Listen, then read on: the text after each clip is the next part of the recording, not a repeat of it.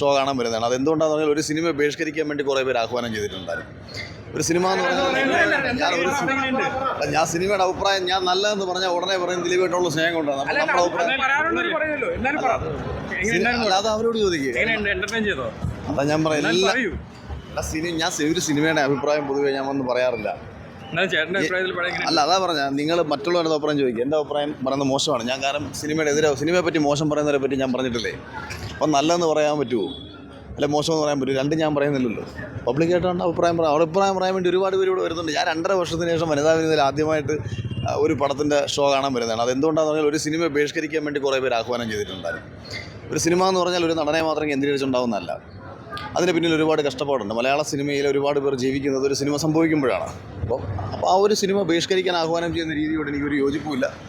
അതുകൊണ്ടാണ് ഞാനിപ്പോൾ ഈ അടുത്തിറങ്ങിയ 2 ഹിറ്റ് പടങ്ങളും കണ്ടില്ല. കളങ്കാവൽ കണ്ടില്ല, എക്കോ കണ്ടില്ല.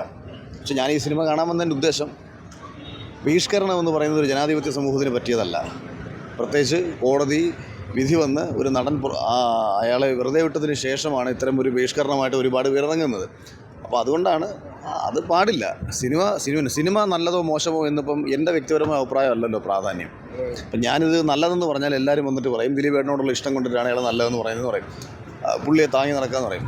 ഒരു വിഷയത്തിൻ്റെ സത്യം പറയുന്നതും സിനിമയുടെ അഭിപ്രായങ്ങൾ പറയുന്നത് രണ്ടും രണ്ടാണ്. ഞാൻ മുമ്പ് ഒരു സിനിമയുടെ അഭിപ്രായങ്ങളും പറയാൻ വന്നിട്ടില്ല, പ്രത്യേകിച്ച് നമ്മുടെ ശബ്ദം കൂടുതൽ ആൾക്കാർ കേൾക്കാൻ തുടങ്ങിയപ്പോൾ. കാര്യം ഞാൻ നല്ലതെന്ന് പറഞ്ഞാൽ മോശം എന്ന് സിനിമയെക്കുറിച്ച് പറയുന്ന അഭിപ്രായത്തിനും വിലയുണ്ട്.